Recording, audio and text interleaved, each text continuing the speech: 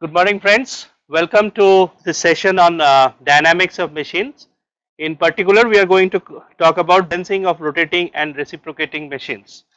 So, we are going to have three sessions. Today is the first of it, and today our concern will predominantly be on rotating machines.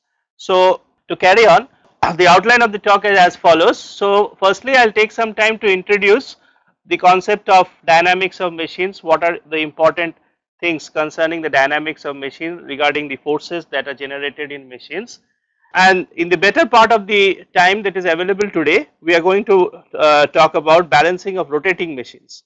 So that's going to be our focus for the day.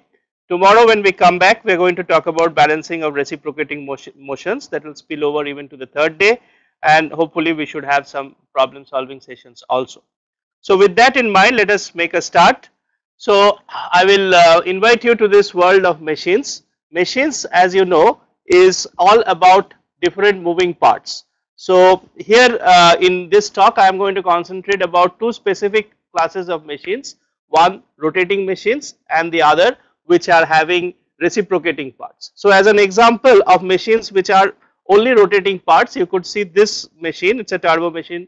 Likely it has been taken from Google Images, so I do not know much details about this machine other than the fact that it looks like a turbo machine. So what is very important for this machine is that these rows of blades that you are seeing here, all of these will rotate, right. So this is a rotating machinery, and in this turbo machinery we do not get to see any reciprocating part. Contrast that with the figure on the right. This is a sketch of an internal combustion engine typically used in a automotive setting. So in an internal combustion engine, you will have the crank which is rotating at some speed, and you will have the piston which is accordingly reciprocating. So internal combustion engines will be an example of those class of machines which have both rotating as well as reciprocating parts, and turbo machinery will be an example of those machines which have only rotating parts. So as I said, today we are going to deal with machines which have only rotating components, and tomorrow when we come back, we are going to deal with machines which have rotating as well as reciprocating components. So there is scarcely any machine which does not have any moving parts whatsoever. So all machines will have moving parts. Obviously there are more complicated machines which will have special kind of motion like robots and whatnot, but that is scope of the present discussion. What we need to do, what we need to discuss about in this period of 6 hours is rotating motion and reciprocating motion.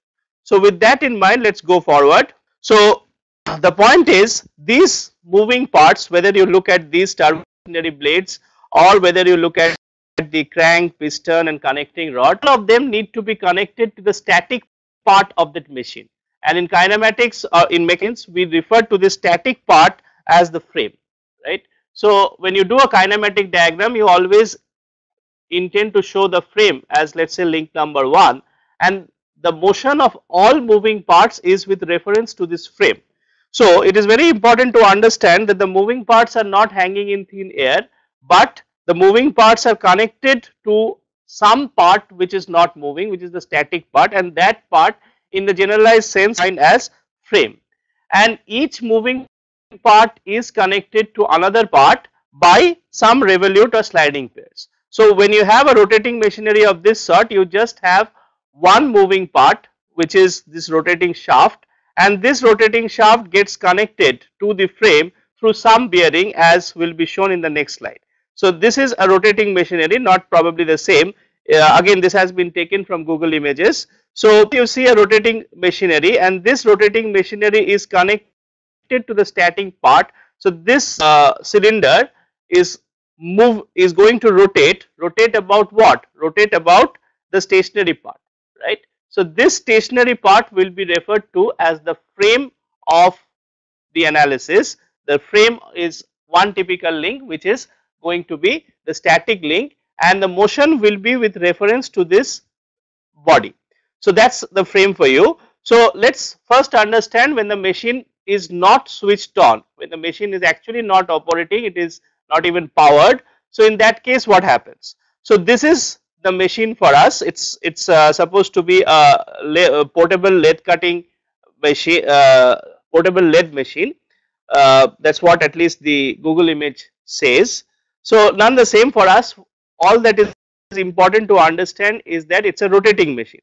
So if you consider a schematic of this rotating machinery, so this is the rotating machinery. I just show that through blue blocks. I don't know what are there inside these machines. It could be a turbo machine, it could be something else, but doesn't matter for the present analysis. So this rotating machine shown by this blue patch is mounted on a shaft which you see is drawn as this black line. So this entire body, the black line together with this blue cylinder is going to undergo rotational motion, and it is going to rotate about the frame, right. So the connection, the interconnection between this rotating shaft and the static frame is through this bearing.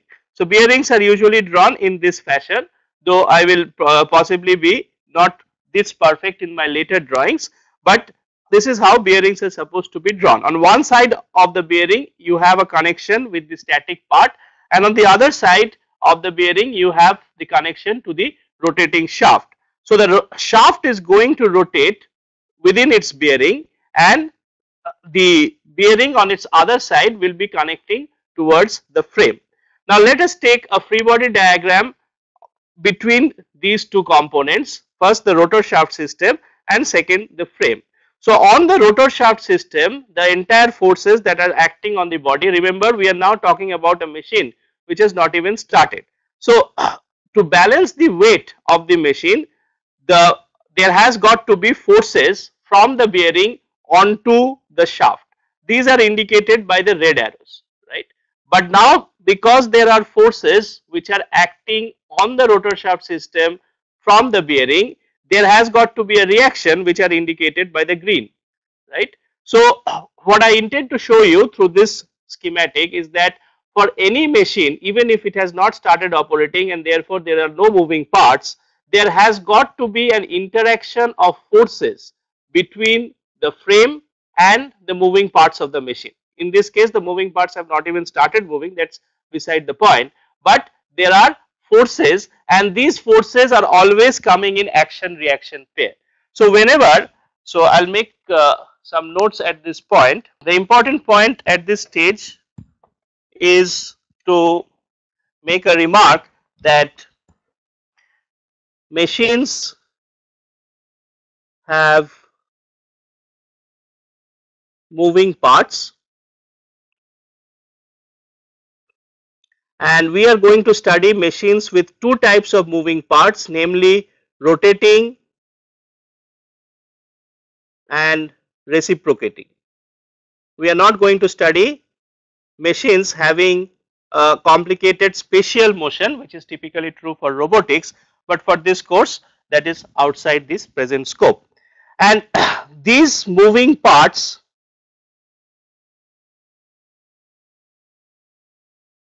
are connected to the frame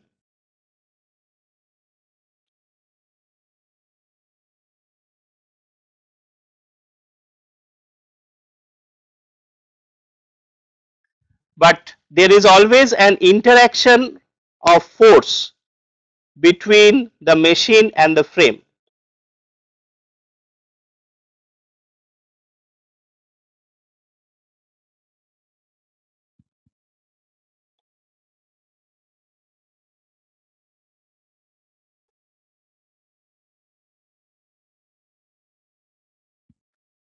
And as per the example that is shown, if I have to draw that again, so this is my rotor shaft system. Obviously the rotor has some force, so this is the weight which is equals to mg of this component. To balance this weight, the bearing has to put in certain reactions, and let us say it is a symmetrically arranged, so therefore the bearing has to put in an amount of force which is W by 2 and W by 2 at both the ends. So therefore from the perspective of this rotor shaft system, you get to see that it is being acted by three forces, namely the gravitational force, but to ensure that the machine component is held in the static equilibrium position, the bearings will have to supply equal and opposite forces, so that both the moments as well as the forces balance. But now because there is a force which is coming from the bearing to the rotating part, there has got to be a reaction force which goes as an action reaction pair from the rotating part to the bearing, and this will act on the frame, right. This is exactly what I had drawn in my slide. So here this is the free body diagram. The red arrows indicate the forces acting on the machine, and the green arrows represent the action reaction pair. Because there is some force acting on the machine, there is a reaction force which is coming from the machine to the ground or the frame.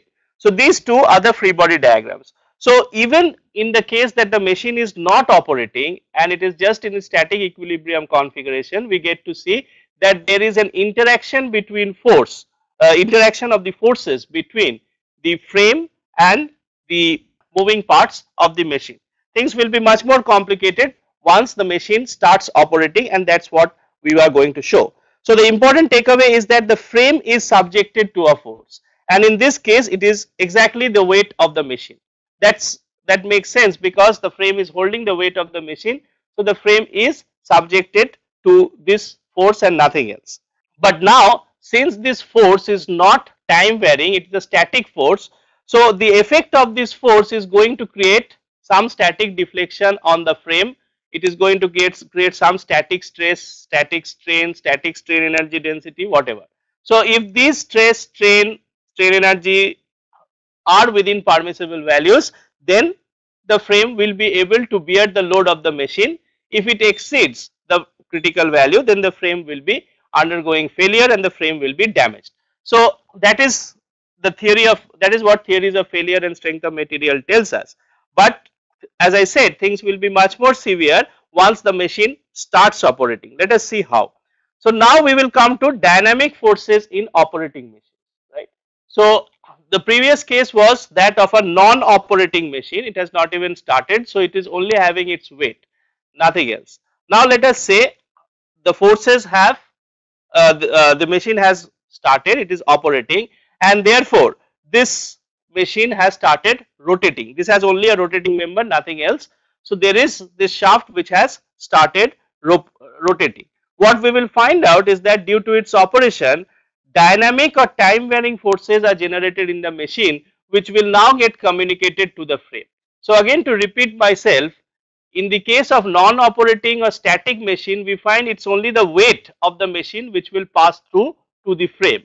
But here, due to its operation, we will see other forces which are not time varying, which are time varying, which are not static, but they are time varying, and they will pass on to the frame. So let's see how. And as usual, even in this case, we must have the total forces and the total moments to be 0. So just like we did the equilibrium condition, equilibrium configuration for a non-operating machine, similarly what we will do is that once the machine has started operating also, we will try and fix up what are the equilibrium condition in terms of forces and in terms of moments. So we will find the equilibrium condition. Remember, the forces will come through the mounting points of the machine. So again, if this is the machine that we are looking at, the mounting point is probably here as is visible from this diagram, and there will be one from the other side also. So even when this machine is rotating, it is through the mounting point that the forces will come on the machine, and similarly the forces will transmitted by the machine to the ground over here through the mounting point. Because the mounting point or the revolute joint in this case, or the bearing, the physically what is the bearing in this case, will be the interconnection between the rotating part and the static part of the machine. So the mounting forces and torques will be generated, and they will get as a reaction to the forces which are acting on the machine. The reactive forces to that will be transmitted to the frame. Now the issue here is, and to explain again myself schematically, so let's again consider this as a machine. Again, we are not very careful as to whether this is a turbo machine or something else. The details of the machine are irrelevant at this point. So all we understand is that this blue box contains some rotating You can even say some reciprocating parts also, but I will concentrate only on the rotating part right now. So let's say this contains a lot of rotating parts, and this is attached to the frame, which is shown by this black line. It is attached to the frame through these gray mounts, right. So again, if you take an FBD of both the machine as well as the frame, this is what you should see, that through the mounts there are some forces, there could be some torques also, which is shown by these curved arrows. So because of the forces which are getting transmitted to the machine from the frame, there will be an equal and opposite reaction pair which is coming from the machine to the frame. So our objective is to understand what are the forces and moments which are getting transmitted due to the operation of the machine from the machine element to the frame. So let us frame our first objective. We will make that a little formal also. So the first objective would be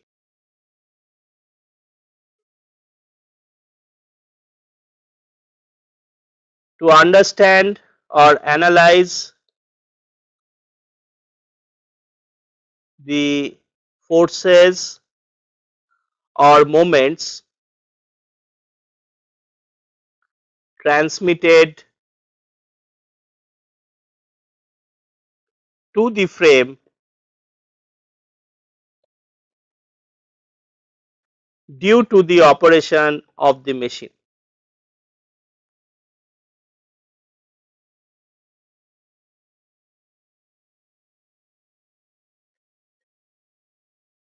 This will be our broad objective, and how to determine this is the question that we will try and answer within the next few hours of the talk.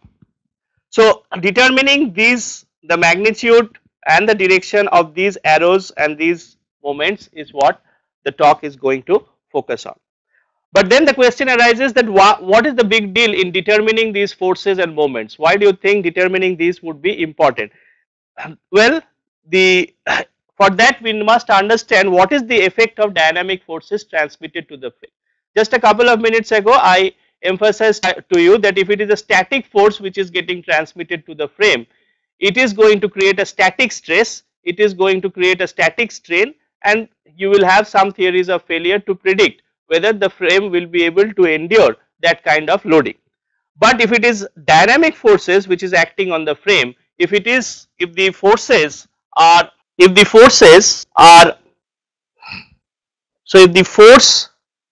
is time varying, something like this, then you cannot expect a stress to be constant. Stress cannot have a plot something like this. This is not possible. So dynamic stresses or time varying forces will lead to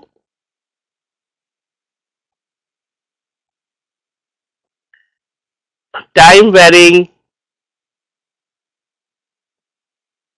stress, strain and whatnot. Okay.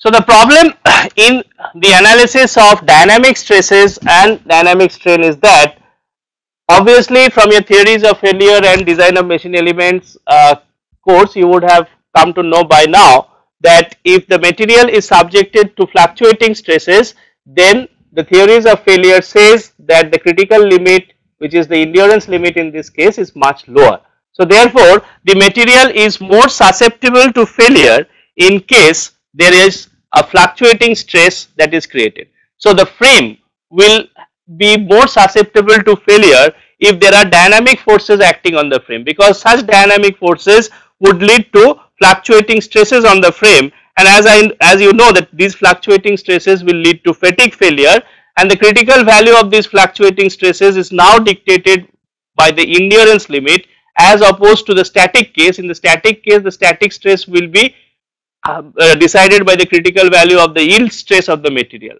For all class of materials, we know that the yield stress is greater than the endurance stress, and therefore materials will be more susceptible to failure if there are dynamic stresses acting on the material. So therefore, as far as the design of the frame member goes, it is very critical we understand both the static load which hits the frame as well as the dynamic load which hits the frame, and therefore we do a more complete analysis to make sure that the frame will sustain the loading during the operation of the machine.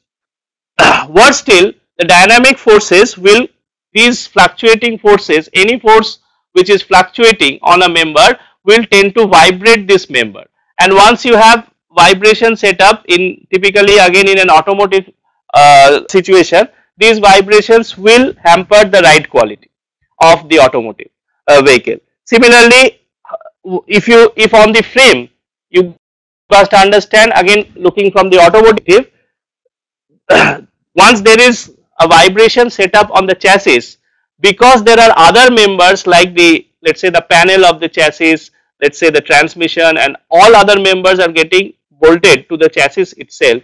So if the chassis is set into vibration because the engine is causing these forces which cause this chassis to vibrate, then everything else will vibrate, and all of these put together will lead to a huge noise, and at the end of it you will have large compensation for the ride comfort. The ride comfort, as I said, will get compromised. So one is the issue of failure of the frame, and the other is the issue of ride comfort. So let us take this example to demonstrate to you how things will go bad if there are lots of dynamic forces getting transmitted to the frame. So as I said, we are going to talk about a typical automotive example. So at present we are concentrating only on the automotive engine. So engine, let's say, is the primary source of the vibration in an automotive car. So if the engine starts operating, then obviously there will be some rotating part, there will be some reciprocating motion within the engine parts, and as I said, because of the rotation and reciprocation of some parts, there is, through the engine mounts, there will be a large force which will get transmitted through the frame and the chassis. But then you see the BIW, the panel which makes the car, is also getting mounted on the chassis, right? So once there are fluctuating forces on the frame starts vibrating, and once the frame starts vibrating, these vibrations are communicated onto the BIW or the panels of the car. And since I am going to sit on a chair which is again mounted on this panel, if this mount starts vibrating, I will also start vibrating as a passenger. This is definitely going to be annoying for me, and therefore steps must be taken to control this. And also now you see, despite the vibration of the primary source, that is the engine, being concentrated in a small region, and the engine is actually within a compartment wherein the passenger possibly does not bother to know what is happening in that compartment. But the problem is that this small engine which is residing in this big car is actually able to cause a global annoyance onto the entire BIW, right? So a local problem has become a global problem now because everything was getting connected to the frame, right? So it's very important that you don't transmit a large amount of these dynamic forces onto the frame and set up the frame to vibrate, because if the frame vibrates, then this entire panel will vibrate, and no matter where the passenger is seated, he will have some discomfort, he or she will have some discomfort. So that is the purpose in trying to analyze the dynamic forces. So this is exactly what I told you, just I will run through my slides, none the same. So engine has moving parts which produce the dynamic forces on the frame. The frame vibrates under the action of dynamic forces. The BIW which is connected, by BIW I mean the body in white, and these are nothing but the panel members. So these panels are connected to the frame. Because the frame now vibrates, the BIW also vibrates, and you know that anything which causes vibration also makes sound, therefore there is lot of sound also which is getting generated. So this in any automotive company is a major concern, and this field is called vehicle NVH. NVH stands for noise, vibration and harshness. It is an industrial term, but anyway, at this point our purpose is not to study NVH, rather it is to study the dynamic forces which are created because of the machine, and to establish how much force is actually getting transmitted to the frame. As engineers, our purpose will be to make sure that minimal forces are getting transmitted to the frame, because if the forces are beyond certain limit, firstly it can cause the frame to fail because it cannot sustain fatigue load as much as it can sustain a static load, and also in automotive example, as I have demonstrated, it can cause severe issue in terms of ride comfort, which is basically dealt with in the subject of vehicle NVH. So with that, let us take our final objectives for this upcoming session. We will try and estimate the forces and moments which are transmitted to the frame in the machine which has rotating and or reciprocating parts. We need an estimate of the forces. If we know that the frame has to bear an IC engine which is rotating at such and such speed with such and such gas pressure and so on and so forth, we should by the end of the session be able to estimate what is the forces and moments which are hitting the member. If we know what are the forces and moments which are hitting the frame, then possibly you can take some corrective action and you will be able to predict that this is the vibration level of the frame. Better still, if we know how the forces and moments are transmitted, we should come up with better design which minimizes the transmission of forces and moments to the frame. So these forces and moments which are getting transmitted are called, in other words, shaking forces and shaking moments. So these forces need to be minimized. So we will try to give you better designs. We will try to present some simplistic designs wherein these forces will get generated, but then as an improvement towards it, we will talk about better designs which will try to neutralize these unbalanced forces and minimize these unbalanced forces such that the frame is supposedly clear of these dynamic forces. And this is what we mean by balancing. By the forces which are getting transmitted to the frame are called unbalanced forces. I think I should make this remark. So forces transmitted or moments transmitted to the frame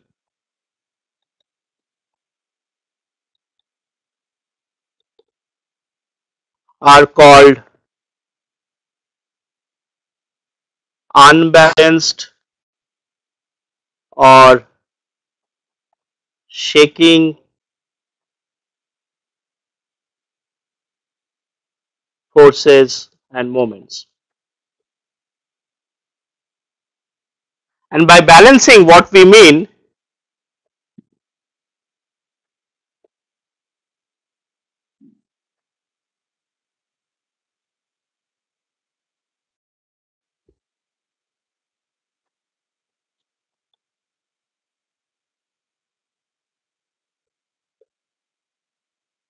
is the following.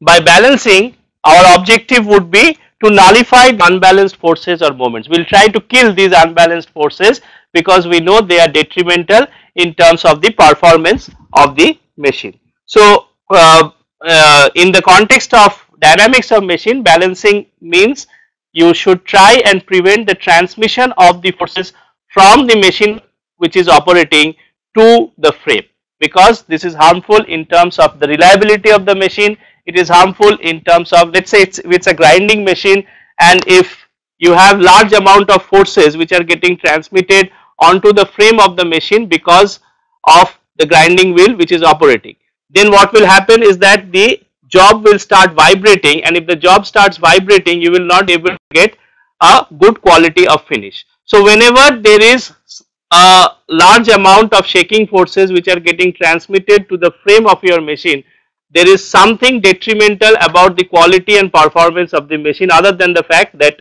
the machine will reduce in terms of its life. So therefore it is very pertinent that we understand how much is this force getting transmitted, and also it is very important to try and contain these unbalanced forces, which is what we are going to do in the perspective of rotating and reciprocating machines.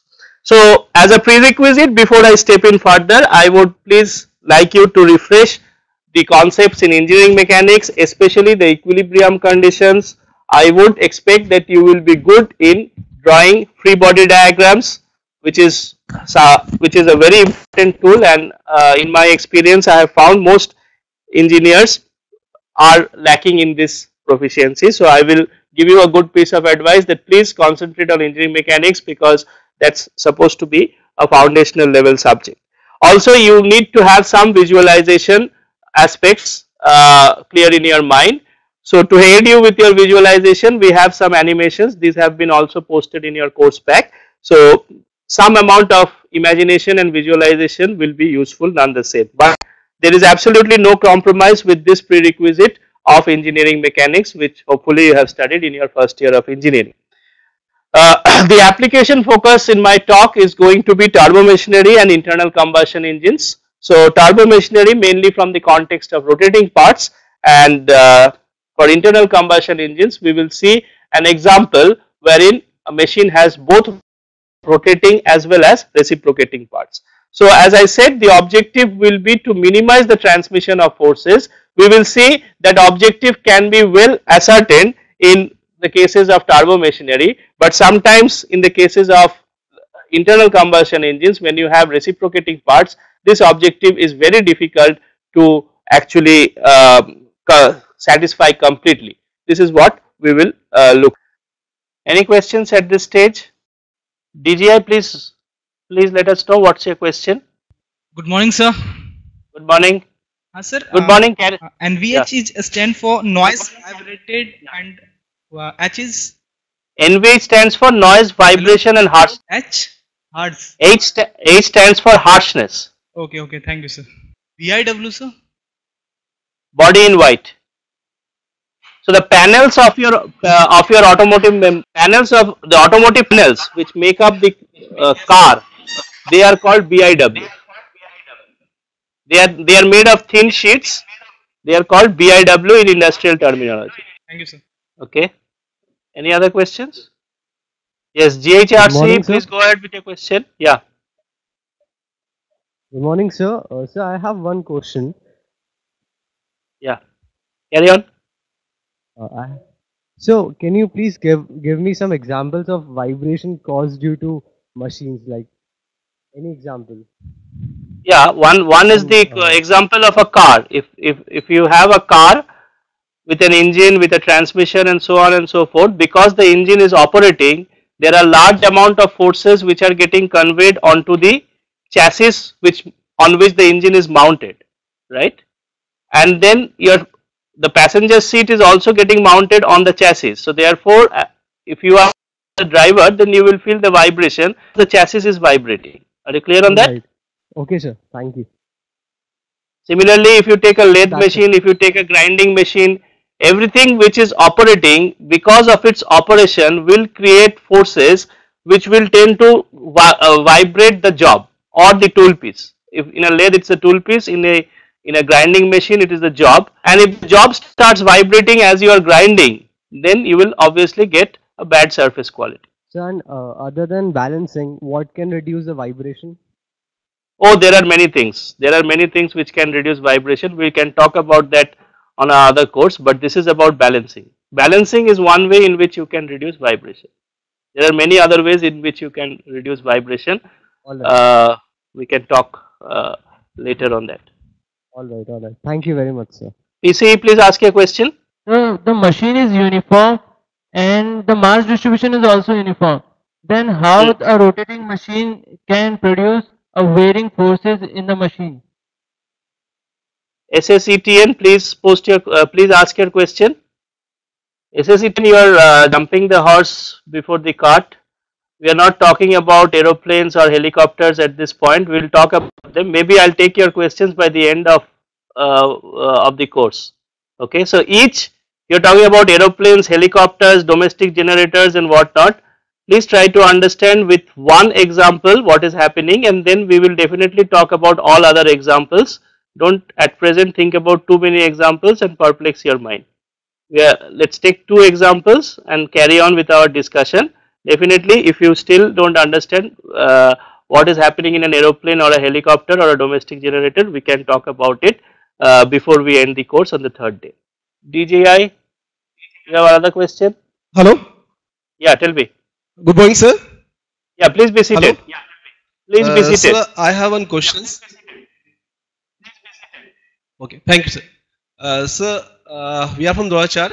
We have one question. As you have mentioned, its balancing is nullify the unbalanced forces. But Right. in locomotive, we also read that is partial balancing. Partial balancing. Yes. So, Yes. is it correct to nullify or something is reducing The objective will unbalance? be to What should be nullify. the What I proper said was definition the of balancing? objective would be to nullify the forces. But yes, in cases of reciprocating machines, it may not be possible to attain that objective. You may only be able to partially balance it. So that's the answer. Okay. The objective is always to nullify, but you may not attain the Okay, objective. sir. That's the problem. Okay, sir. Thank you, sir. Thank you, sir. Okay, let's go ahead with the lecture material now. So now we'll take a deeper dive into rotating machineries, and here we go.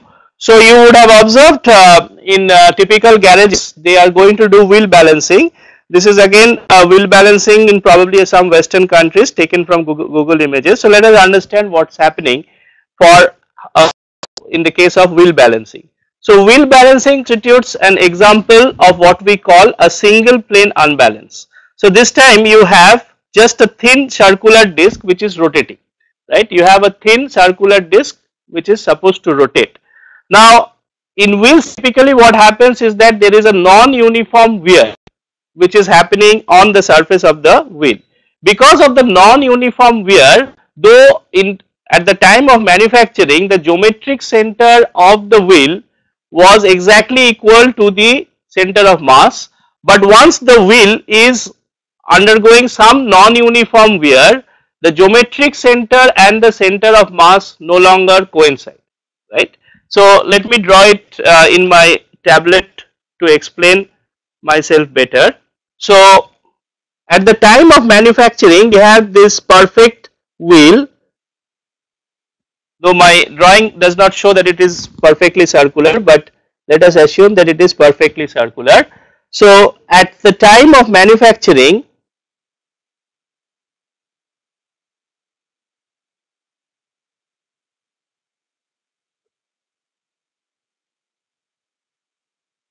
everything is very idealized at the time of manufacturing. So you have the geometric center of the wheel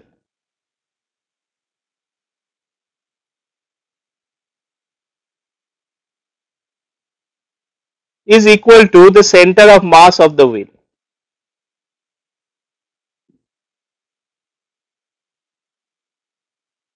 No issues on that. But then as there is non-uniform wear in the wheel,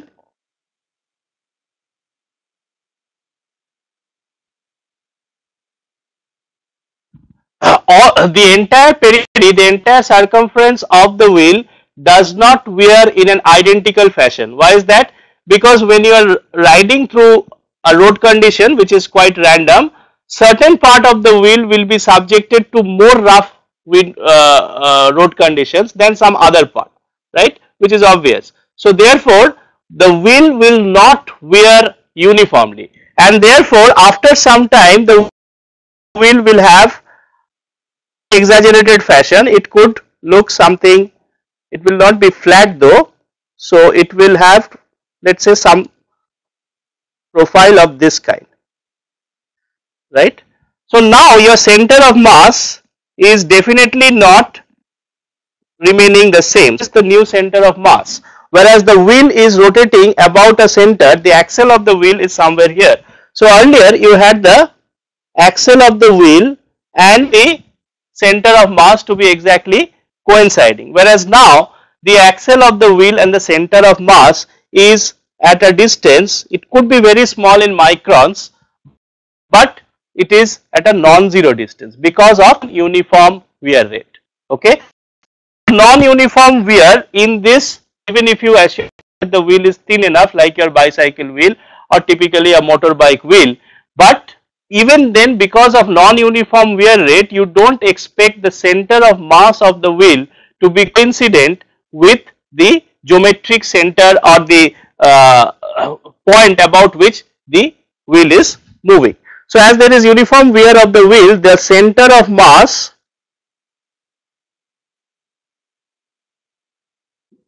during operation will not be equal to the point about which the wheel is rotating.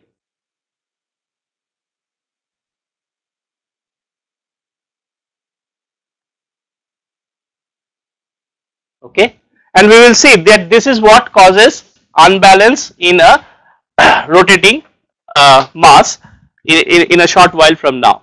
So, this is one example. As another example, I would like to think about cams. So, consider a cam, and cam by its very nature is not very symmetric object. So, this is a cam, and you will see all kinds of cams again in IC engines where they are used to control valves. So, this is a cam for you.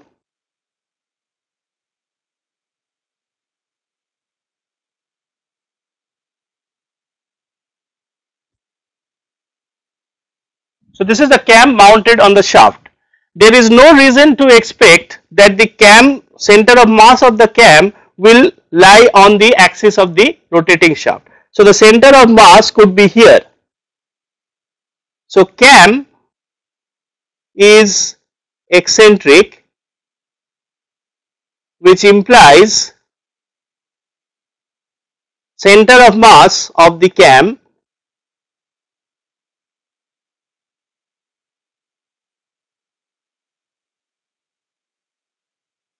is not equal to the point about which cam rotates.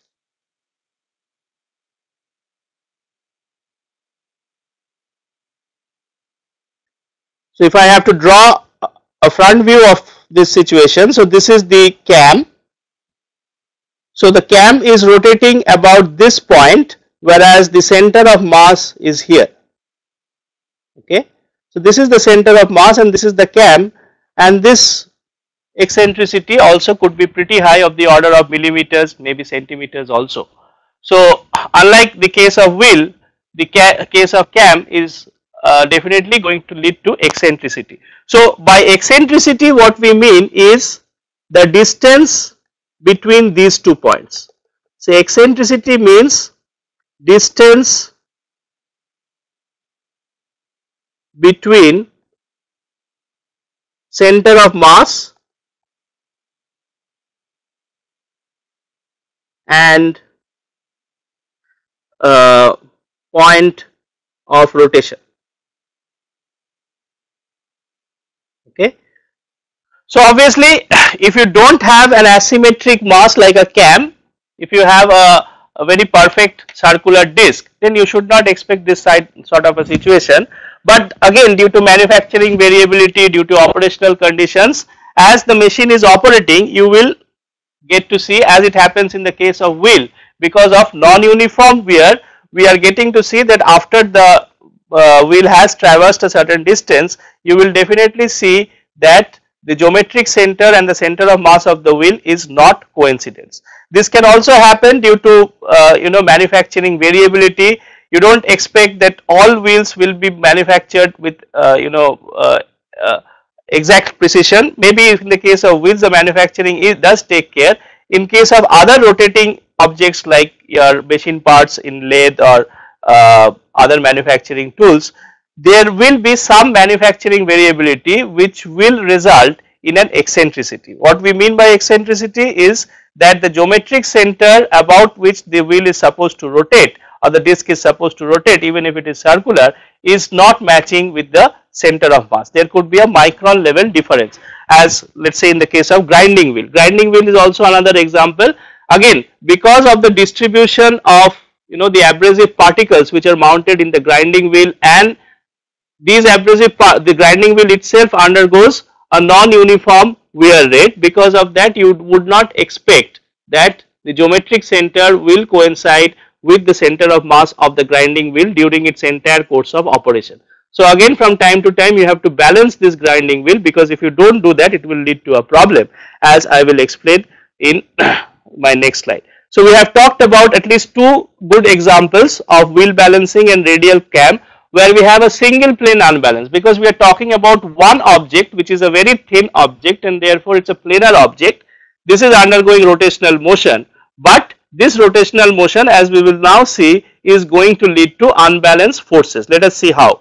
So again, here is the schematic drawing of it. So here you have this blue rotor which is mounted on a shaft, and this shaft is put on a bearing, and the center of mass, which is a red dot over here, is not coinciding with the geometric center. The geometric center is the point about which the rotation is taking place.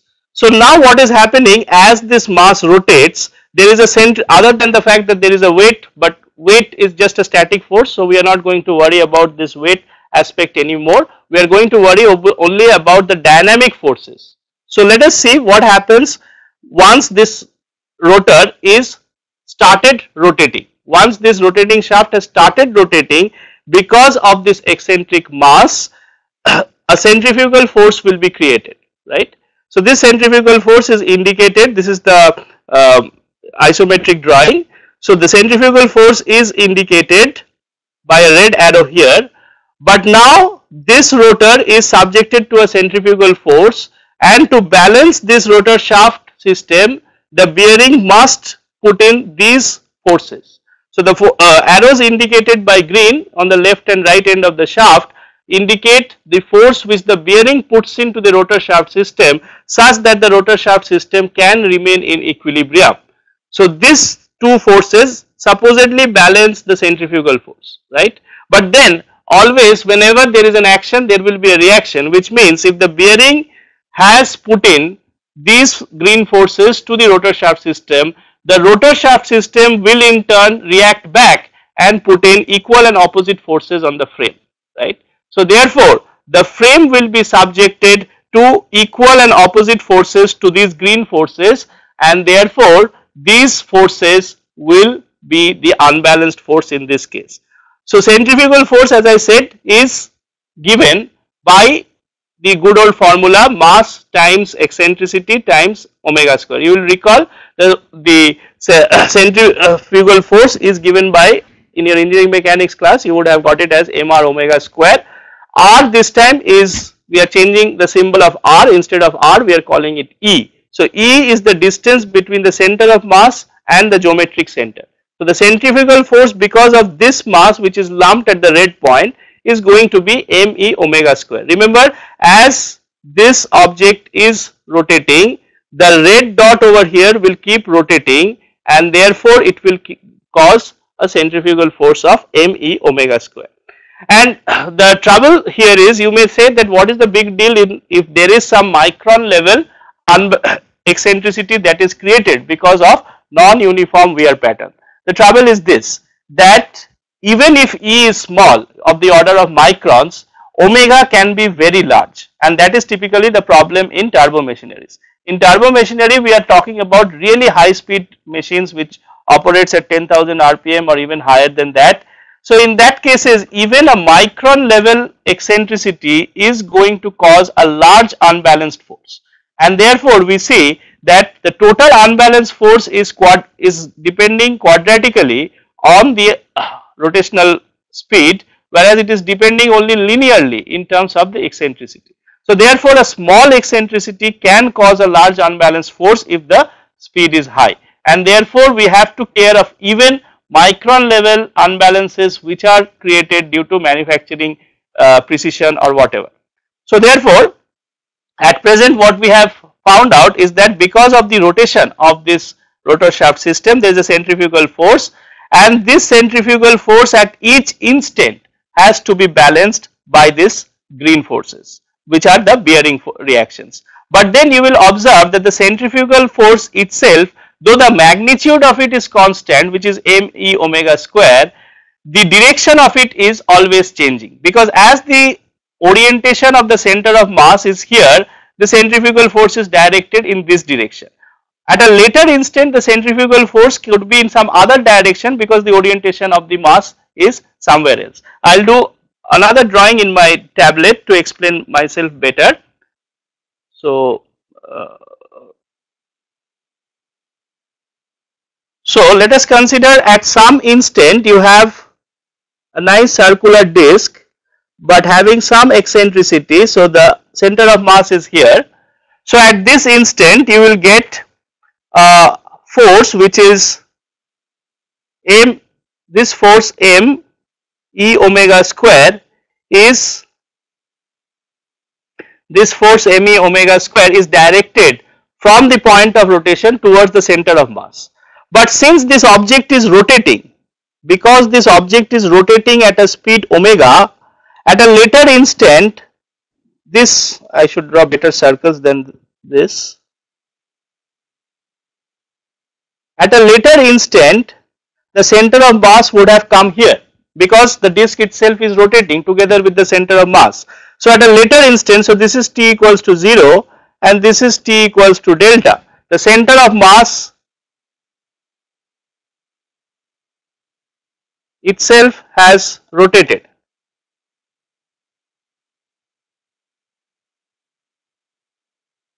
So at this instant now, again the centrifugal force in terms of magnitude is given by me omega square, but between these two drawings you will realize that the direction of the centrifugal force has changed.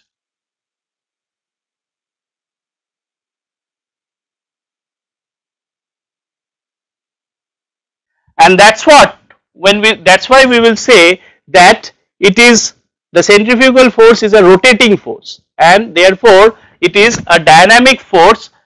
I will explain myself better through an animation which is upcoming for you. So here we are. So here is the, so in the last slide we saw that there are some green forces.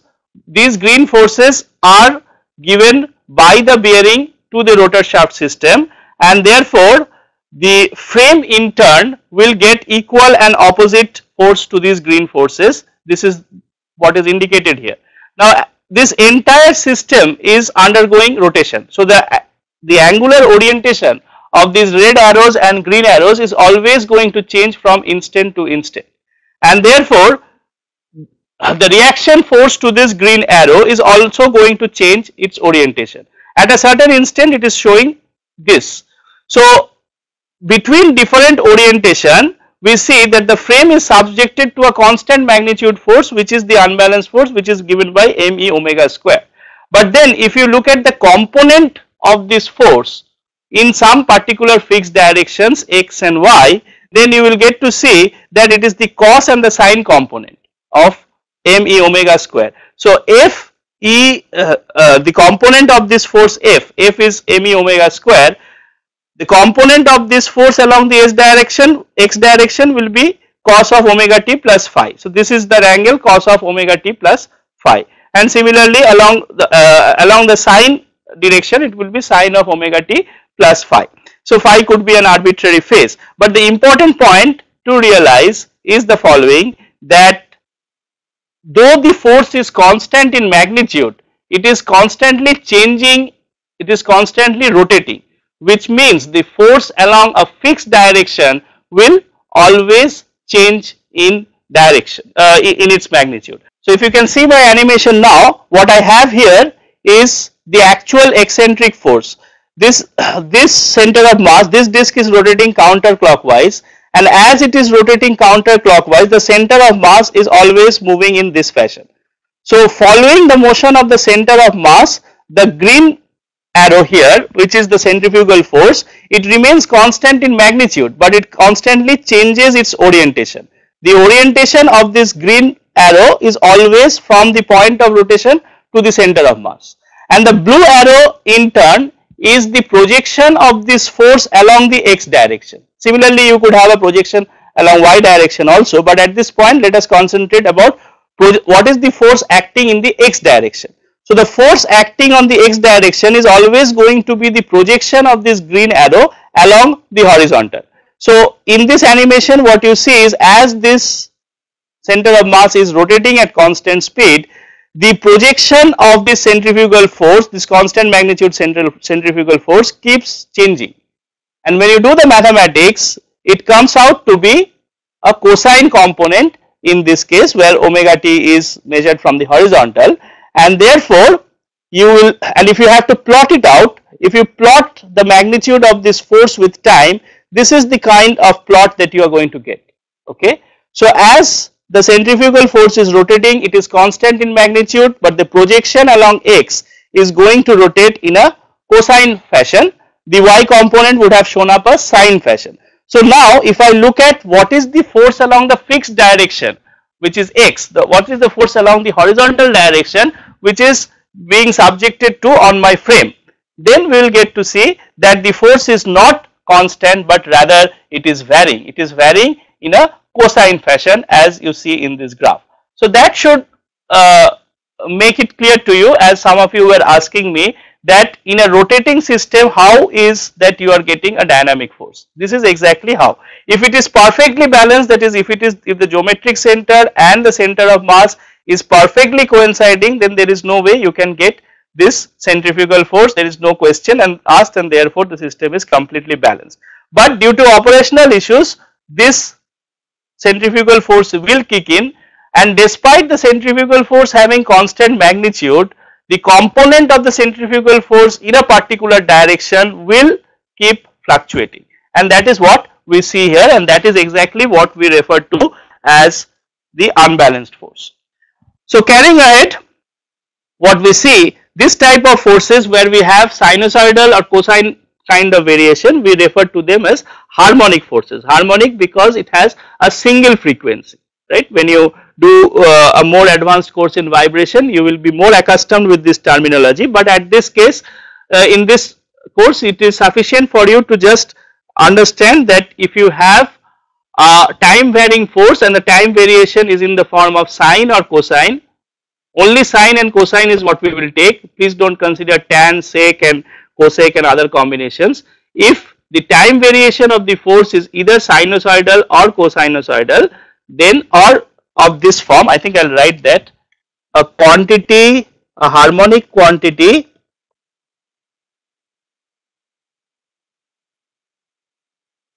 is of the form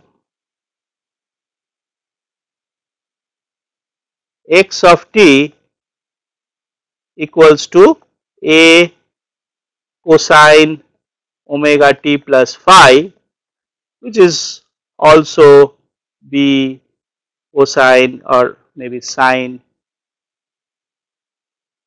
omega t plus phi. Okay. This is what we will call as harmonic quantity. It is designated by an amplitude and a phase and a frequency.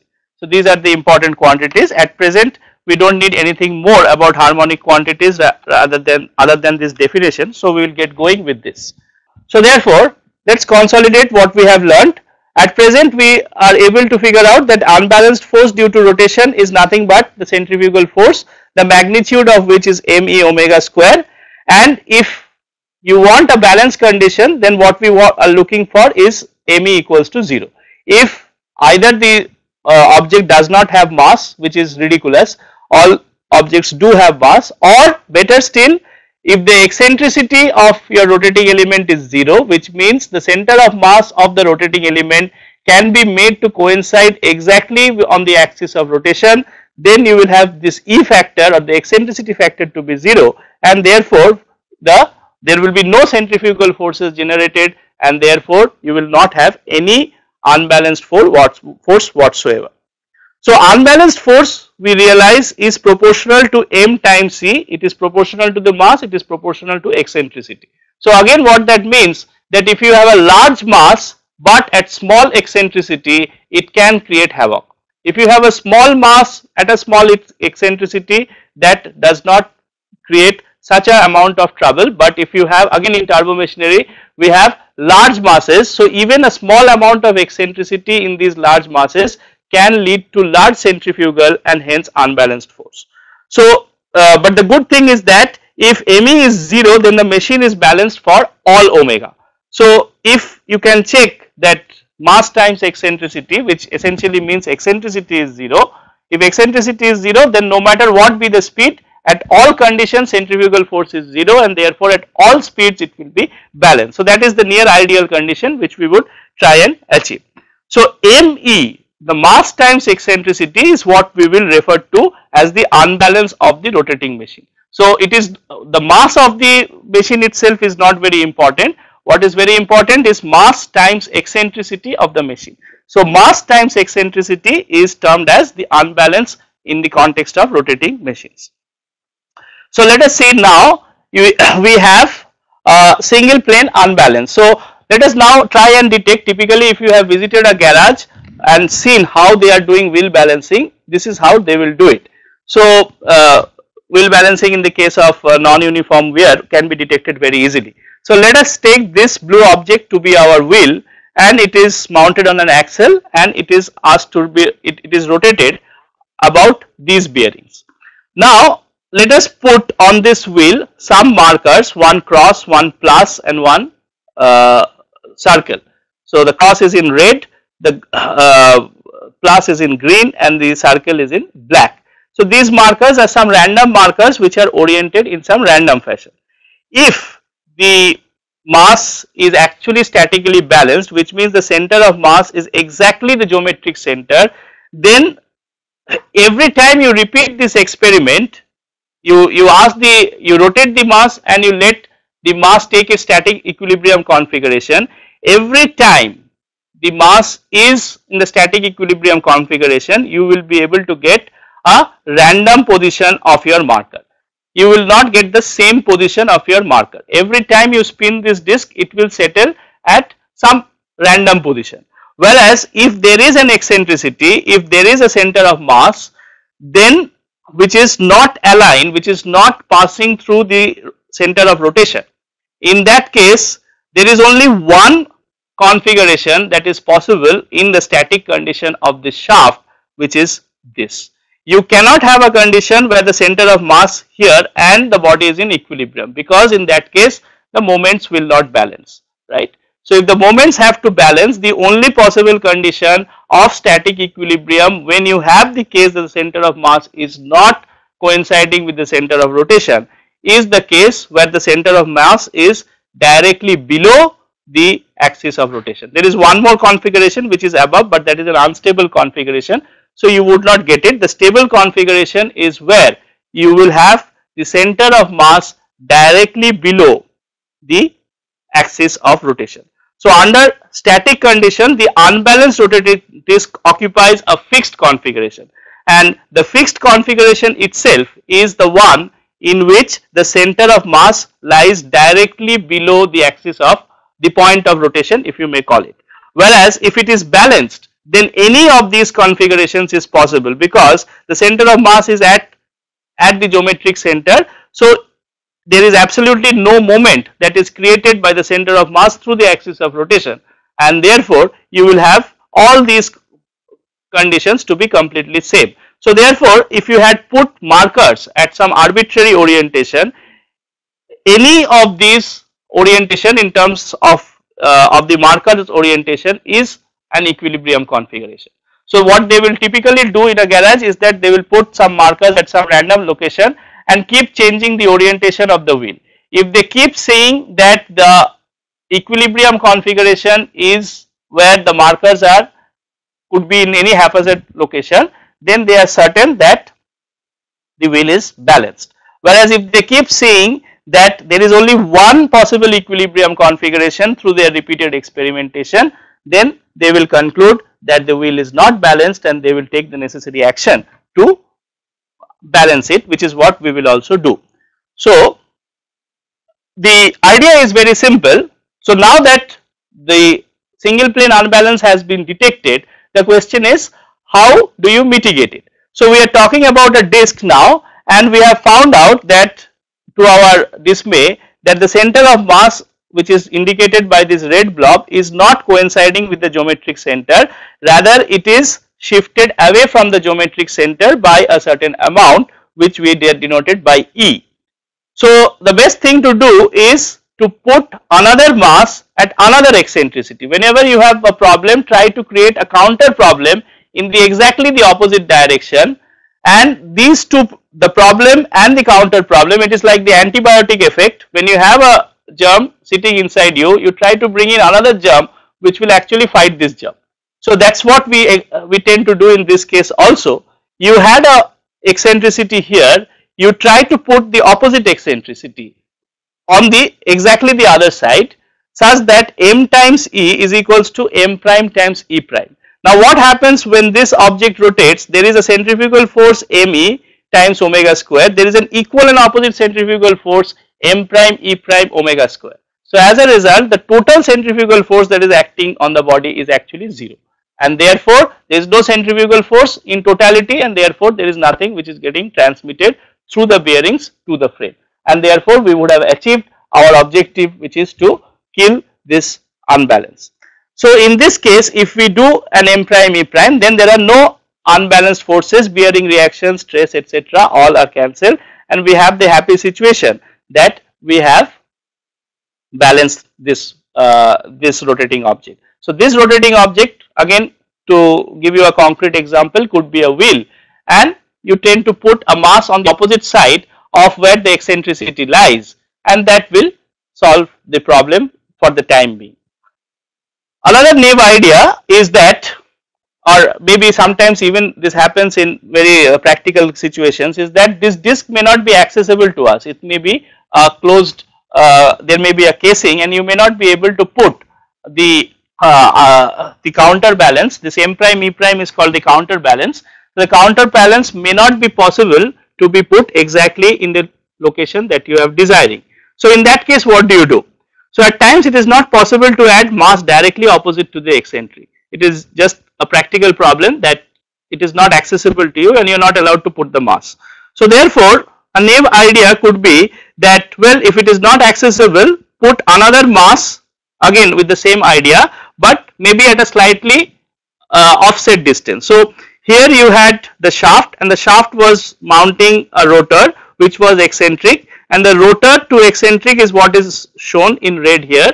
So as I said that it was not possible this time to put a counterbalance, the green one, exactly on the rotor, because the rotor was not accessible to you. So what you thought was that let's put another counterbalance using the same idea, m prime e prime, at some distance away. Wherever you find the nearest distance of accessibility, you want to put another counter mass at this point, and then let us see what happens. So again, if you take the left side view, if you view from the left side, what happens? You get to see two centrifugal forces, one the red and the other the green, right? So the centrifugal forces, since you have obeyed the rule me is equals to m prime e prime, the total centrifugal force even in this case is perfectly balanced. So therefore the forces on the shaft is perfectly balanced. There is no reason to think that the shaft is not balanced in terms of the forces. But there is a problem. The problem is that these two equal and opposite forces this time, which is due to the red one and due to the green one, is now going to create a moment, and to balance this moment there has to be a bearing reactions which has to come in. So each of these two eccentrics are going to put in forces of the value me omega square, and because they are separated by a distance of a, the moment which will be created by these two forces would be me times omega square times a.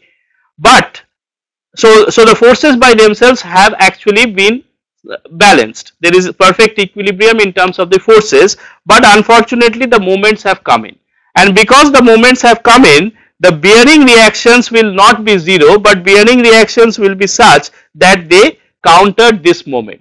So what you want is R times L should be equals to M. M is this moment. So therefore, though you have balanced the forces, you have not balanced the moments, and because you have not balanced the moments, the bearings are putting in equal and opposite forces to create another moment such that in terms of the moment balance also the shaft is satisfying its equilibrium condition. Now once the bearing is putting in some force to the shaft, it will get back the reaction forces which will go to the frame, and therefore again the frame will receive this time two equal and opposite forces, one coming from the left side and the other coming from the right side. The forces are equal and opposite, but again these forces are going to create a moment on the frame, and as a result the frame will be subjected to vibration and also stress. So therefore this does not solve the problem. So what we need is, remember, when we are talking about balancing, it's not just about the forces, it is also about the moments. It may feel to you that it is only the centrifugal force which is causing unbalance. True, it is only the centrifugal force, but to balance the system in totality, we need to balance both the forces as well as the moments. If we leave the moments unbalanced, then again the bearing reactions will be induced, and these bearing reactions will be sufficient to induce dynamic fluctuations in response as well as stresses onto our frame, and will cause problems as I narrated few minutes back. Okay, so this is what is called an external balancing. So in external balancing, what we do is that now that we realize it is not a good idea of putting just one counter mass, what we will try and attain in this course is that what we will try to think is that instead of putting one mass, let us put two masses, which is called two plane balancing, and that is where we are trying to go. So in two plane balancing, in addition to the actual eccentric, which is denoted by red, we will try to put two unbalanced masses in two counter masses at two different planes, which will be separated by a distance a and b.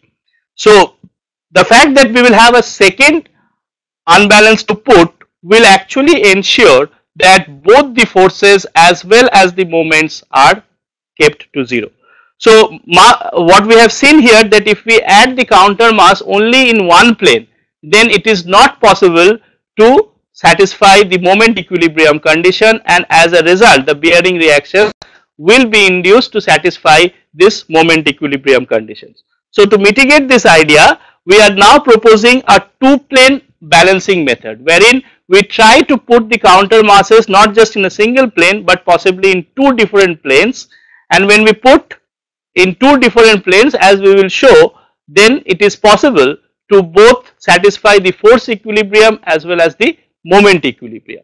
And when both these conditions are satisfied, happily the bearing reactions will have no reason to get induced. So bearing reactions are completely nullified in this case, wherein both the forces as well as the moments are taken to be 0. So the force and moment balance in this case will mean what is the centrifugal force in this case? We are now talking about one and unbalance, which is this indicated by the red one, and this is countered by putting two counterbalances in exactly opposite direction.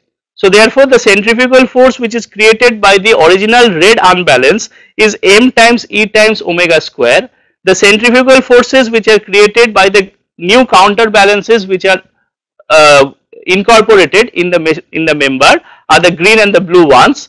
They induce centrifugal force m1 e1 omega square and m2 e2 omega square. But as you know, nothing since omega square is a common factor on both sides of the equation, we can cut it from both, chop it off from both the sides, and therefore the condition of force balance is me equals to m1 e1 plus m2 e2, right, because omega square factor is common across the equation.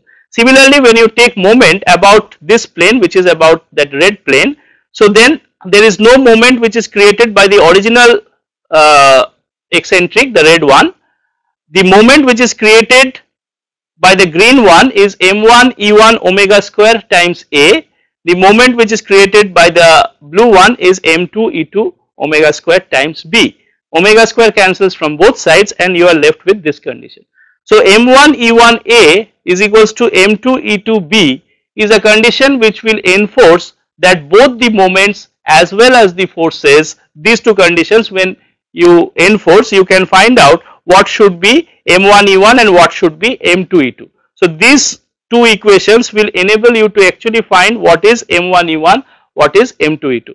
In other words, if m1 and m2 is fixed, you can find out what is e1 and e2 from these two conditions, right? And therefore if you have a and b fixed, so that is, and then you should be able to solve this equation and find out what are the required eccentricities. So the happy thing about this formulation is that it balances both the forces as well as moments, and since both forces and moments are balanced, there is no bearing reaction pair which is induced, and therefore the situation is completely balanced.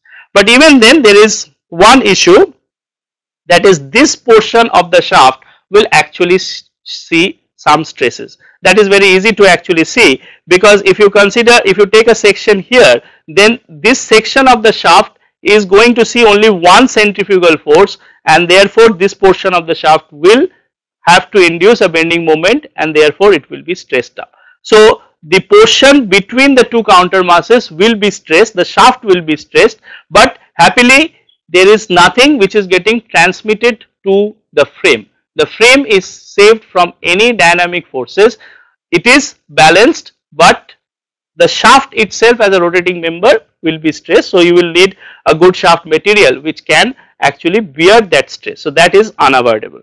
So this is just the price that we have to pay. In case of internal balancing, when you were able to balance it with one mass which is put directly opposite, in that case even the shaft was not stressed, because there is absolutely no centrifugal force, no moment, nothing. The shaft is saved from any stress. So that is internal balancing. Obviously it is more favorable because the shaft is also saved, but in this case this red region of the shaft cannot be saved, because when you take the section here you get to see that in this portion of the shaft there is a force, and to balance this force there has to be a bending moment created in the shaft, which in turn will create the bending stresses and subject the shaft to these stresses. So that part, as I said, is unavoidable, and but this is a good solution in practice, and this solution is referred to as external balancing. Okay, before moving on to multiplane balancing, because this is multiplane balancing is a little more demanding in terms of visualization. Let me pause for a while to see if there are any questions and clarifications sought from the single plane unbalance that we have talked about in this part of the talk. We will have a 5 minutes question answer session. Yeah, someone just asked how in case of rotating discs you had unbalance generated. I hope he is clarified. If you are not clarified, please feel free to ask me the question now. How will we estimate the unbalanced force magnitude? The unbalanced force magnitude is m times E times omega square. So the mass of the rotating system multiplied by the eccentricity. Eccentricity means the distance between the center of mass and the point of rotation of the rotating disc. So mass times E times omega square is the magnitude of the unbalanced force. I think it was written in one of my slides also. You have told about the detection of single plane unbalancing. We find that the unbalanced mass is just below the point of rotation. But how Yes. can we find the distance?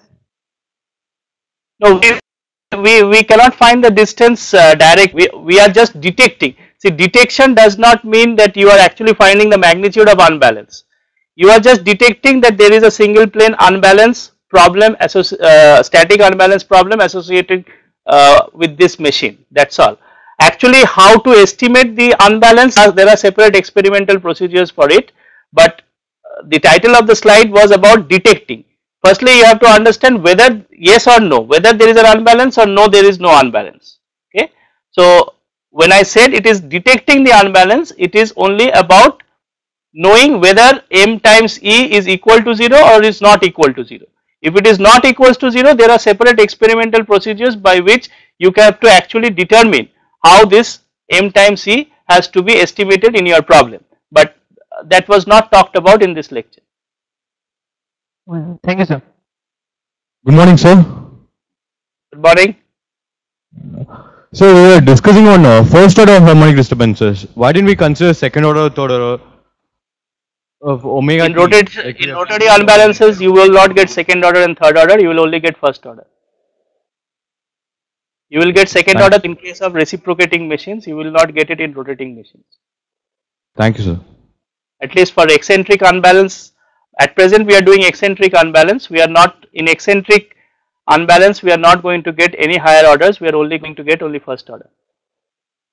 Thank you, sir. Okay. PhDCT is asking me how is controlled addition of mass at a particular location is done. So again, depending upon the sophistication of the garage, this could be just an iterative hit and trial kind of procedure.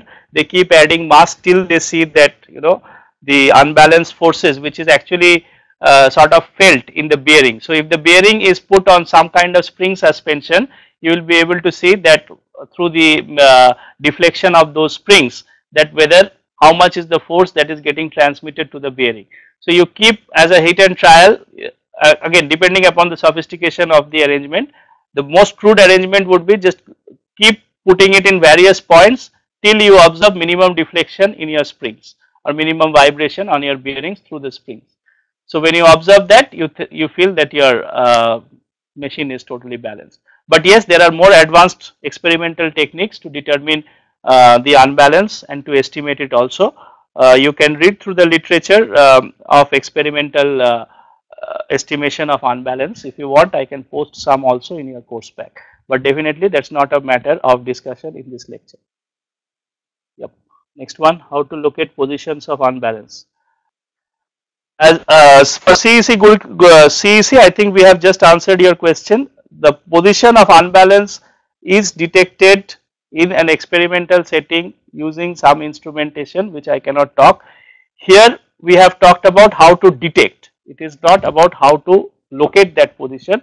If you want, that can be done with some experimental techniques. There are balancing machines available for this purpose.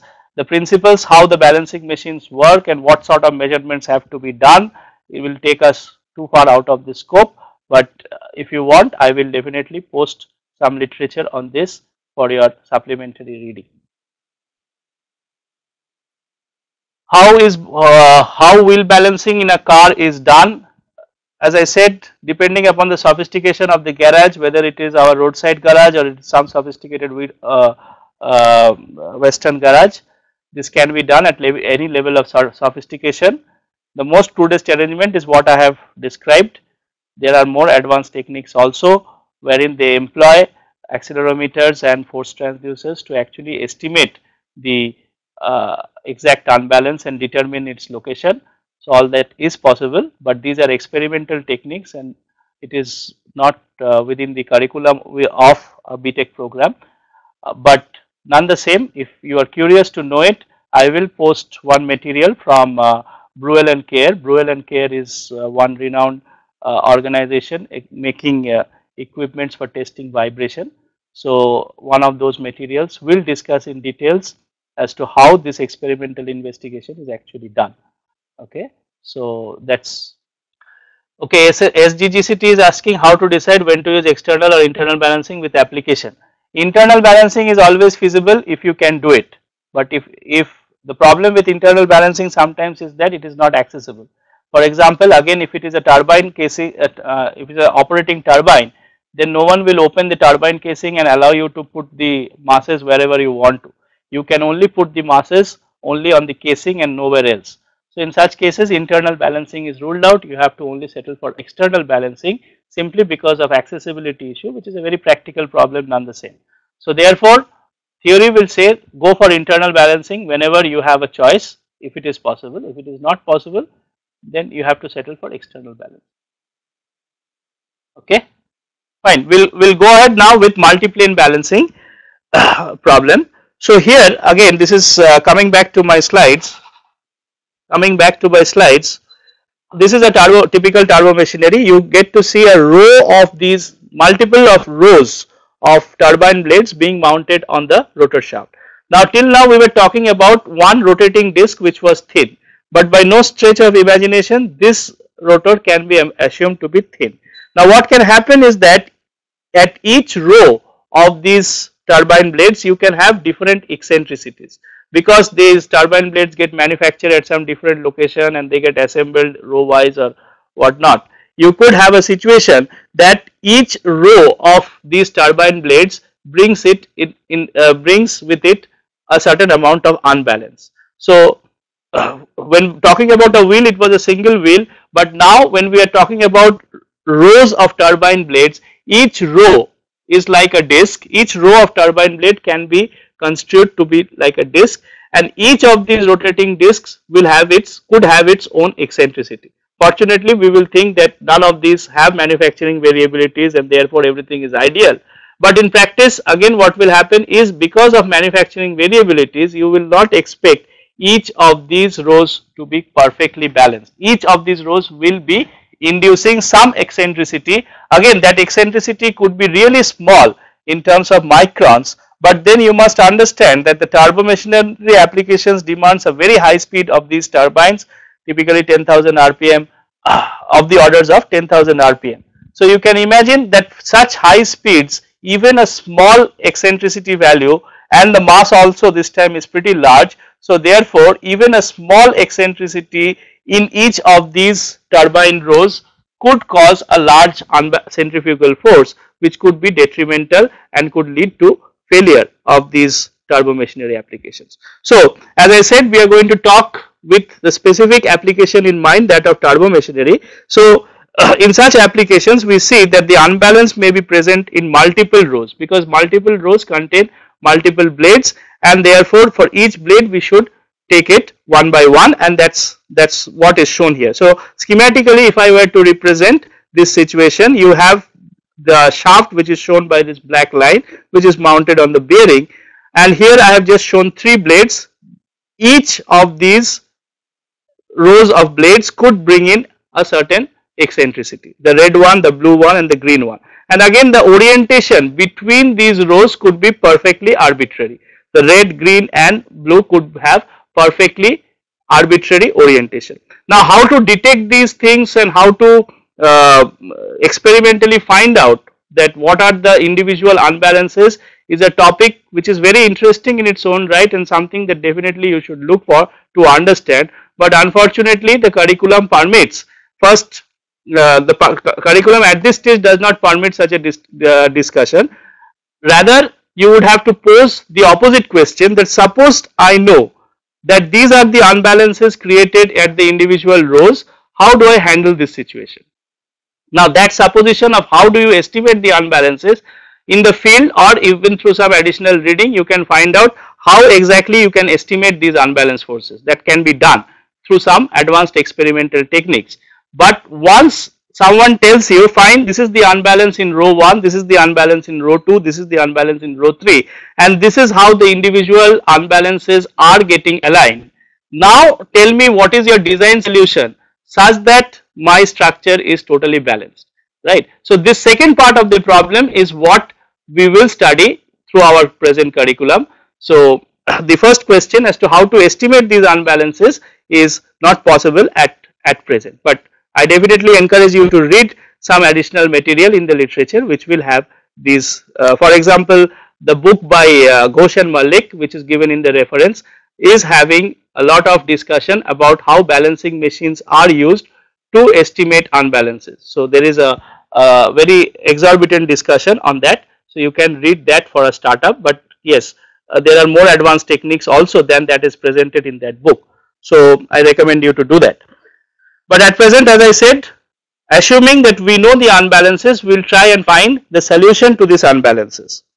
So as we said, in static unbalance, what is happening is that the rotating disc always has a preferred configuration in terms of static equilibrium. Now consider this situation wherein you just have 2 unbalanced masses at 2 different locations, but just fortuitously, just matter of luck, these have been arranged in equal and opposite fashion. Now what will happen in this case is that this system will have no preferred orientation in static equilibrium. Each orientation is as likely as the other. So therefore it is statically balanced, but dynamically it is unbalanced, because each of these equal and opposite forces, the red and the blue one, is going to lead to no unbalanced forces, but again unbalanced moments. And to get rid of that unbalanced moments, as I said, again the bearing reactions will have to kick in, and that will in turn lead to shaking forces getting transmitted onto the frame structure. So these forces are balanced, there is no preferred static equilibrium configuration, and therefore the system is statically balanced. But then this is where, as I said, that the bearing reactions will be equal and opposite, because force equilibrium is ensured, moment equilibrium still has to be satisfied, so bearing reactions are still induced. So this is in contrast to dynamic unbalance. As in in contrast to static unbalance, this is the situation of dynamic unbalance, where in static unbalance that can be easily detected because there is a preferred static configuration, whereas in this system there is no preferred static configuration, it cannot be that easily detected, but as I said, it can be detected as well as estimated through more advanced experimental techniques which lies beyond the scope of current discussion, but you should definitely read it for your own sake. But none the same, at this point what I wish to emphasize is that this is the situation of dynamic unbalance as opposed to static unbalance. Static unbalance can be detected by a static test, whereas dynamic unbalance has to be detected by more advanced techniques which is possible in a balancing machine. So at present what we will try to do is how to handle the situation of unbalance once it is estimated. So now let us get back to our problem of multiplane unbalancing. So all unbalanced forces, so the claim is the following, that no matter how many unbalanced forces are there in your rotating shaft system, all of them can be killed by simply putting two unbalanced counter masses. So if you put two counterbalances within your rotating shaft system, everything will get killed. So before doing the problems associated with that, let us build some conventions as to how to do this problem. So here we have a free body diagram of the rotating shaft. So this rotating shaft in front view carries two unbalances as is shown, but the unbalances have different orientation which will be visible if you take the side view. So in side view you get to see that this is the two unbalances, and the centrifugal force associated with each of these unbalanced forces definitely gets aligned to the unbalance itself. So the orientation of the centrifugal force is exactly coinciding with the orientation of eccentricity as we talked in the case of single plane unbalancing. But now we have to care about another issue, which is that of moment. So to estimate moment, again we have to arbitrarily select a reference about which the moment will be calculated. So this is the dotted line represents that reference about which we are going to do the moment calculations. Now the unbalance which is lying towards the right of this reference plane will create a moment which is given by the cross product of this vector multiplied by this vector. So it will take a while for you to visualize that this r cross f will be along this direction on the left side view, whereas if this is the unbalanced force and the position vector from the reference plane is denoted by this blue arrow, this r cross f will lead you to an unbalanced moment which is now pointing in this fashion again in the side view of it. So please understand that the forces associated with the unbalance is exactly aligned with the direction of the unbalance, whereas the moment should be 90 degree should make a 90 degree angle with the forces.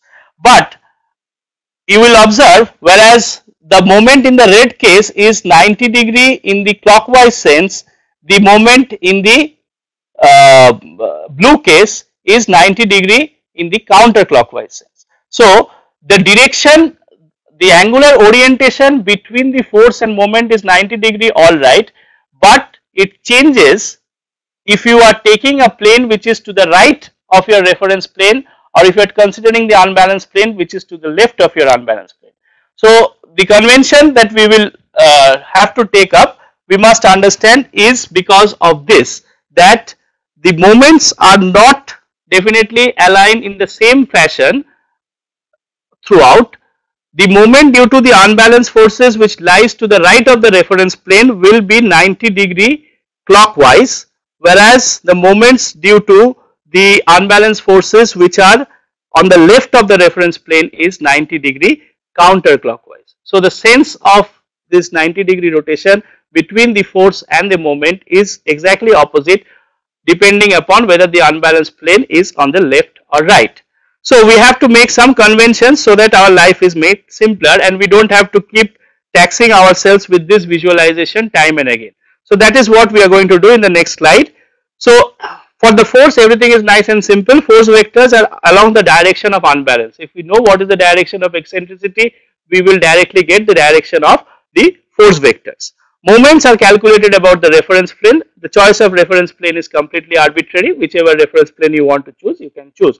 but again in practice it will turn out that there is a smart choice of reference plane which will enable you to make calculations in a very fast fashion.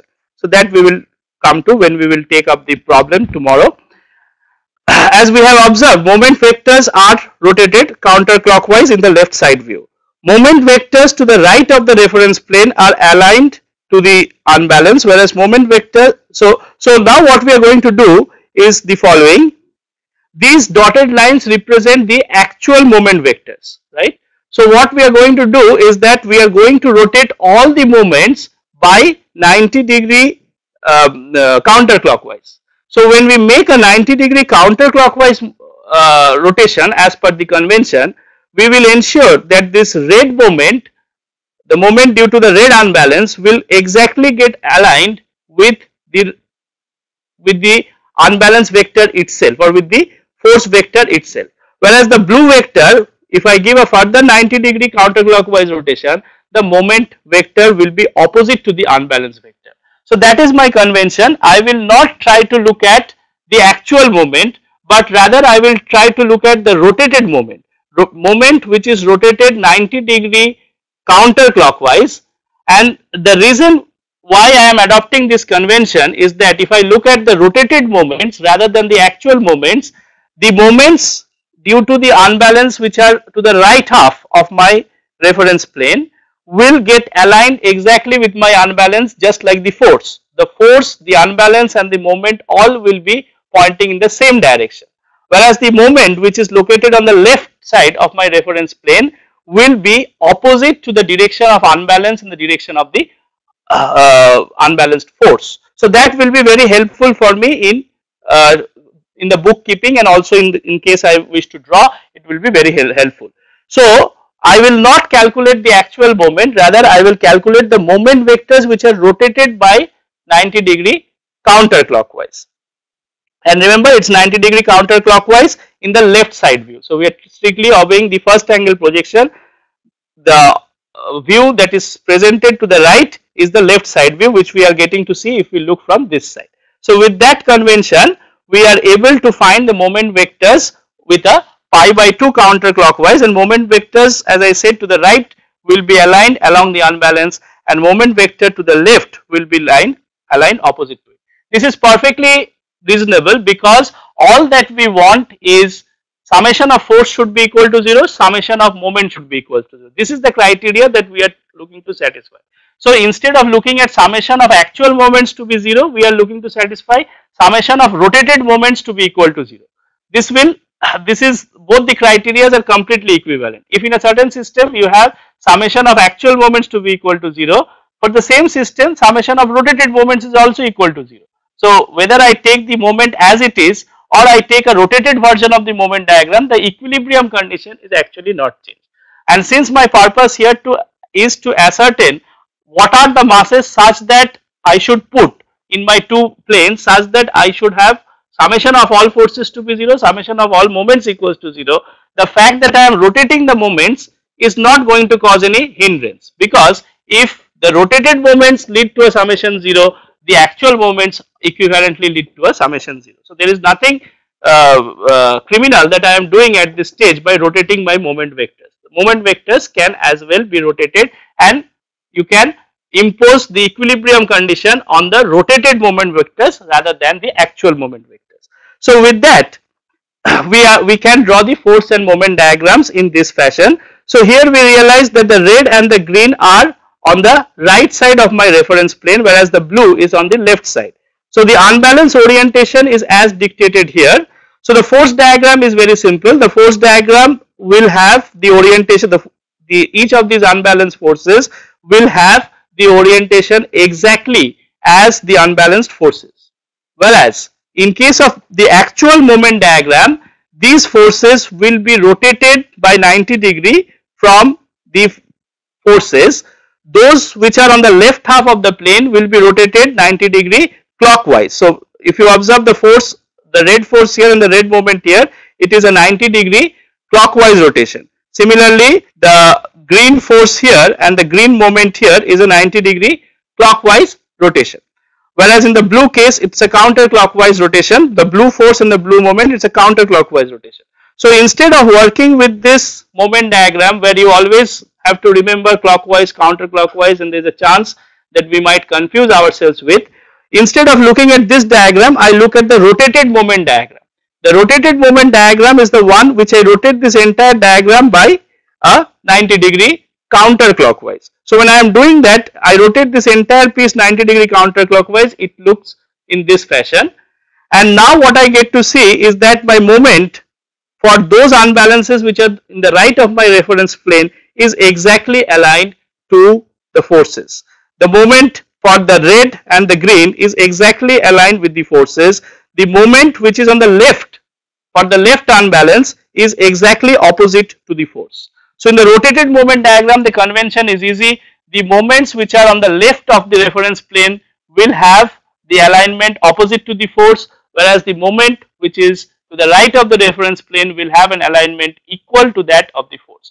The force itself is always aligned with the direction of unbalance. So with that, we are in a very happy situation, and hopefully our confusions and bookkeeping will be much easier in this form. So remaining what we have to do is that we will now put two unbalances in planes 0 and n. Suppose we have the actual unbalance in the machine in planes 1, 2 and n. Each of them by magnitude are given by this, and the by orientation is given by this. So the problem of two plane balancing is follows. We have to put two unbalances 0 and n with m0 e0 and mn plus 1 en plus 1, such that the summation of all forces and the summation of all moments after this addition satisfies both force and moment equilibrium conditions. This is what we will do tomorrow. I don't want to rush you through in this. So we will take it up from here in two plane balancing when we meet tomorrow. But I hope you get this part clarified, that why we are adopting this convention of rotating the moment vectors. It is simply to make our life simple. It is not to confuse you that we are adopting the convention. In fact, to make sure that you don't get confused with the directions of moments, we are adopting this convention. So we will make good use of this convention tomorrow when we meet, and we will try and solve some problems also to settle this matter. At present, for the 5 minutes time that is remaining, I will make myself open to any questions and interactions you would like. Please feel free to ask any questions on today's lecture material, or something which is related to it also is welcome.